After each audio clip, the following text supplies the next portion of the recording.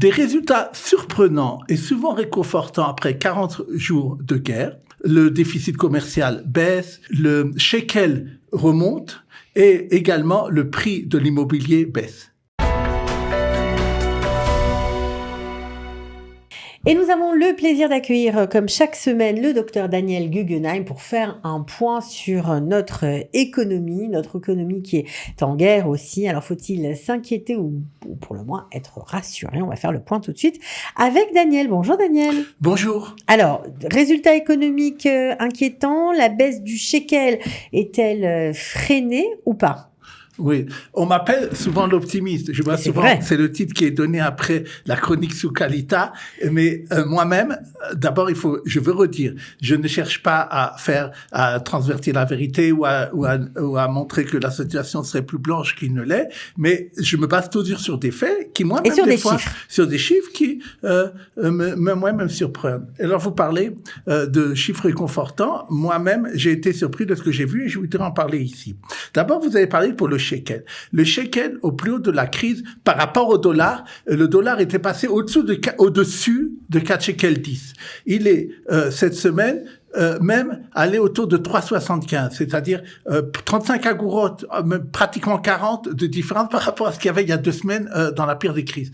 L'euro, c'est vrai, qui est un peu plus fort que le dollar en ce moment, a moins baissé par rapport à shekel, mais il a dépassé les 4,30 et cette semaine, il est entre 4,5 et 4,10. Donc, on voit que là-bas aussi, le shekel sera fermé vraiment sur l'ensemble des monnaies. Et ça, c'est plutôt bien. Alors, à part ça, évidemment. À part l'intervention de la Banque d'Israël, il y a comme vous l'avez dit, des chiffres économiques qui expliquent cela. Bien sûr. Par exemple, la balance commerciale. Il y a eu une augmentation au mois d'octobre, le mois de la guerre, à part la première semaine, mais c'est quand même la plupart. Le mois de la guerre. Le mois de la guerre. Et les premières semaines, c'était les fêtes.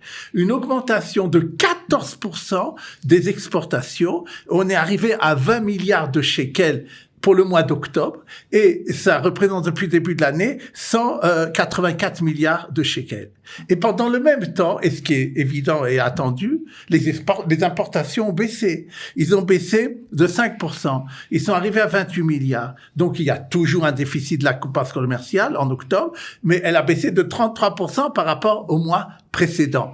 Et il faut dire d'ailleurs que la balance des paiements qui, lui, comprend les devises et les investissements, elle et l'excédent de terre, on parle ici uniquement de la balance commerciale qui est beaucoup moins déficitaire que le mois d'avant. Bon, alors plutôt intéressant pour nous parce que les importations également baissent, les exportations augmentent, plutôt intéressant. On a les chiffres de la balance commerciale. Oui, vraiment. je viens de les dire que maintenant il y a juste un déficit de 8 milliards de shekels, ce qui est 33% le mois d'avant.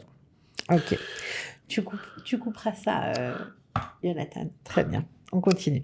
Alors, au niveau de la consommation, on en est où? Parce que c'est vrai qu'il y a beaucoup d'inquiétudes. Est-ce que les Israéliens vont continuer à consommer en temps de guerre? Quid de l'agriculture, de toutes les denrées alimentaires? On s'inquiète un peu. Oui, on vient de parler justement des importations qui ont baissé et effectivement, il y a une étude très approfondie qui a été publiée cette semaine par la Banque d'Israël qui dit que pendant toute la période de guerre, c'est-à-dire les 40 premiers jours de la guerre, on voit qu'il y a une baisse générale de 10% en moyenne par rapport à la période précédente. C'est bien entendu beaucoup moins que la baisse du début de la guerre, on était à 25%. Donc il y a une résilience, il y a une reprise, les gens consomment. Les gens se ressaisissent. Alors au niveau de l'agriculture, j'en parle parce que c'est vrai qu'on a vu, notamment sur cette antenne, on a fait beaucoup d'appels pour que les gens se mobilisent pour aider les agriculteurs de la bande de Gaza, qu'on appelle aujourd'hui Otef Israël, se mobilisent, aillent les aider de façon à ce que la nourriture ne se jette pas. Et sachez d'ailleurs que l'appel a été entendu. Moi, j'ai des photos de francophones, je sais pas si on veut pas Kalita, mais qui montrent qu'ils font la cueillette, tout âge d'ailleurs. Et tout âge confondu, c'est vrai. Tout âge confondu. Alors, au niveau des œufs, de la volaille, du lait. Justement, là aussi, ça m'a surpris. Le ministère de l'Agriculture publie souvent maintenant des chiffres pour montrer où on en est, parce qu'il y a cette inquiétude que vous parlez, et il fait des publications beaucoup plus fréquentes à ce sujet que d'habitude. Il dit la chose suivante. Au mois d'octobre, on est arrivé à un record historique, par exemple, d'œufs qui ont été récoltés. 220 millions d'œufs. Ça n'est jamais arrivé. Donc, malgré tous les problèmes que vous venez de citer, on arrive aussi. Point de vue du lait, on sait que 60% de ce qui est du lait, normalement, est dans la région de Otef Israël, c'est-à-dire à côté de Gaza, et ils se sont arrangés pour que les étapes soient déplacées, et finalement, il y a assez de lait pour produit tous les jours pour la consommation israélienne. Point de vue des volailles, enfin, il y a également de l'abattage qui se fait tous les jours. Il y a eu des abattoirs qui ont été mis qui ne peuvent pas travailler. Il y a des gens qui viennent moins travailler, mais malgré cela, ils disent qu'il n'y a pas besoin d'importation, et il y a toujours plus de viande, de volaille abattue que de consommation. Bon, alors, il reste quand même une inquiétude, je crois. C'est celle des semences, de l'ensemencement pour l'année prochaine, en fait, tout simplement. Vous faites bien de le rappeler. C'est que là où justement, comme je dis, il faut pas anatomisme BA, c'est que on voit qu'il y a un problème. C'est que maintenant, c'est la période, on l'a vu cette semaine, il y a une belle pluie qui est venue et que c'est la période où on sème et donc, il est possible que dans les prochains mois, il y ait moins de légumes en Israël que ce qu'il y a d'habitude. Ça dépend de la guerre, combien de temps va durer. Oui, et sauf si les gens se mobilisent en masse. C'est pour ça que je réitère cet appel. Les agriculteurs ont besoin de vous. Les travailleurs étrangers, les Palestiniens ne sont plus sur place et les champs ont besoin d'être ensemencés. C'est le moment vraiment de se mobiliser. Voilà, ça c'était pour le petit côté sioniste de la chronique économique de Daniel Guggenheim. Alors maintenant, une question qui intéresse tout le monde. Quid du marché immobilier? Est-ce que c'est finalement le moment d'acheter? Oui, je reçois d'ailleurs beaucoup de questions à ce sujet de nos auditeurs. Et la chose est suivante. D'abord, il y a eu des chiffres officiels publiés cette semaine par le ministre des Finances sur le nombre des ventes et combien il y a chez les promoteurs d'appartements non vendus, d'appartements neufs. Et on est arrivé à un record historique de 61 000 appartements donc terminés qui pourraient être vendus. Qui ont été invendus. Et qui ont été invendus. Ouais, un tiers de ces 61 000 se trouvent dans la région de Tel Aviv et ont permis, Dieu fait bien les choses, de pouvoir mettre une partie des gens qui ont dû partir de la région sud ou de la région et qui ont eu besoin nord. d'être relogés. Donc ça, c'est plutôt bien pour eux, mais moins bien pour les promoteurs, peut-être bien pour les consommateurs qui veulent acheter un appartement. Oui. Alors, ce qu'on a vu aussi au mois de septembre, c'est une baisse de 25% de façon générale, que ce soit chez les promoteurs, chez les autres, c'est-à-dire dans le marché à particulier, de vente par rapport à ce qu'il y avait de septembre l'année dernière. On estime qu'au mois d'octobre, c'est encore le moitié de ça. Sans doute, on sera à 50% de ce qu'on a habituellement. Alors, est-ce que ça va avoir une conséquence sur les prix, tout ça? Justement. Alors, d'ailleurs, il y a une étude qui a montré que les promoteurs, surtout je parle maintenant d'abord des promoteurs, disant que on remarque que d'après les déclarations qu'il faut aux impôts pour payer la taxe de valeur ajoutée, que par rapport à l'année dernière, c'est 50% en moins.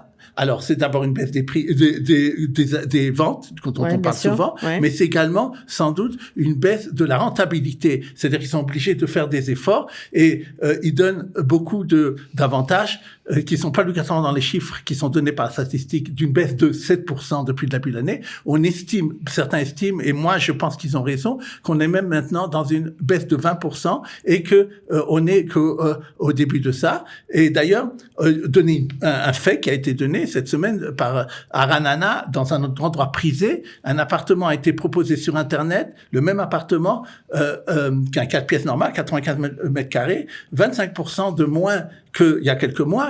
Avant, c'était 3,5 millions. Maintenant, il ne demande que 2,6 millions, 850 000 shekels en moins. C'est énorme. C'est énorme. Ça prouve qu'il y a, pour les gens qui ont besoin de vendre, un très grand problème. C'est intéressant. Et pour les gens qui ont besoin d'acheter, peut-être enfin une solution. Oui, et c'est très intéressant de dire que la ministre des Finances n'a pas vraiment de réponse à ça. Elle a remarqué que ceux qui ont acheté en octobre, je parle, qui ont été pas trop nombreux, c'est des gens qui avaient moins d'argent que d'habitude. D'habitude, ils voyaient que c'est des gens que couple gagne 40 000 shekels. Là, c'est surtout des couples qui gagnaient ensemble 20 000 shekels qui ont acheté des appartements. Apparemment, ce sont des gens qui ont voulu ou profiter de quelque chose ou qui ont acheté. Et c'est quelque chose qui est étonnant, qui montre sans doute que il y a effectivement une baisse générale des appartements. Du prix. Alors, une question aussi qu'on a abordée pas mal cette semaine sur le studio Kalita, les aides financières qui ont été finalement votées en troisième lecture par le gouvernement. Quand est-ce qu'on pourra obtenir ces aides, en tout cas les travailleurs indépendants, notamment ceux qui sont en société, quand il va falloir déposer les dossiers? Oui, d'abord, puisque vous avez parlé de votre émission qui a eu lieu dans le studio Kalita, je recommande à nos auditeurs de revoir cette émission qui a été faite par un professionnel qui est très détaillée, et je ne veux pas revenir ici là-dessus, et également en même temps de dire que n'hésite pas à s'adresser au Centre des droits ici, dans tous les domaines qu'ils soient, pour des questions particulières à ce sujet. Maintenant, ce que je voudrais dire d'abord, puisque pour votre question, il faut savoir qu'à partir du 19 novembre, ça a été annoncé, les impôts vont mettre un site internet, comme au temps du Covid pour ceux qui le connaissent, c'est-à-dire pour les indépendants et les entreprises, pouvant là-bas demander des dédommagements. Et d'ailleurs, lorsqu'un chiffre d'affaires va baisser même de 11%, je parle pour des petits indépendants, ils seront dedans. Ils se sont arrangés pour tous ceux vraiment qui ont besoin, même qui ne sont pas dans les à côté de Gaza ou à côté du Liban, eux aussi pourront profiter de ces aides-là. J'ai vu des chiffres pouvant aller souvent 4-5 000 shekels, pour un mois je parle, même jusqu'à 14 000, je parle pour les petits, pour les grands ça peut aller jusqu'à au-delà d'1 million de shekels qui vont pouvoir être remboursés, en dehors même du fait qu'on va les aider à payer pour les salaires des gens qui ont accepté de ne pas mettre en chômage ou en congé sans être payés. Ça donc, au niveau des aides, ce que je voudrais dire une dernière chose, c'est que, comme tout le monde, vous avez parlé de gens qui aident dans ce pays, la société Booking Israël a annoncé que gratuitement, elle réussit à faire que des Israéliens qui ont fait des voyages, qui avaient prévu des voyages à l'étranger, des hôtels et des choses comme ça, des réservations qui ont dû payer et qui n'ont pas pu partir à cause de la guerre pour différentes raisons, ils ont réussi eux à faire rembourser alors que quand le particulier avait demandé, il n'avait pas réussi. Voilà, donc grâce à l'aide de Booking, certains particuliers sont remboursés. C'est intéressant et important de le signaler. Si vous avez des problèmes de ce genre, allez-y, contactez cette société. On va finir avec une bonne nouvelle, Daniel.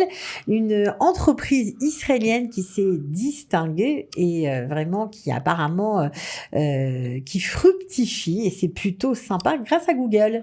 Oui, je voudrais dire, pour ceux qui entendent notre chronique, ne sont pas étonnés, avant ça même, il a été publié cette semaine un article dans la presse financière montrant que toutes les entreprises, ou la plupart en tout cas, des entreprises israéliennes de haute technologie, cotées au Nasdaq, c'est-à-dire la bourse américaine de haute technologie, ont augmenté très fortement au mois d'octobre, malgré la guerre. Et c'est vrai que Nasdaq a augmenté, mais eux aussi ont énormément augmenté, et beaucoup d'entre eux sont arrivés à des records historiques, ce qui veut dire que la haute technologie israélienne est très appréciée par les investisseurs dans le monde entier. Pour revenir d'ailleurs, pour montrer un point à ce niveau-là, c'est ce que vous avez dit. La société Google avait des employés israéliens qui ont décidé de voler de leurs propres ailes. Vous me prenez les mots.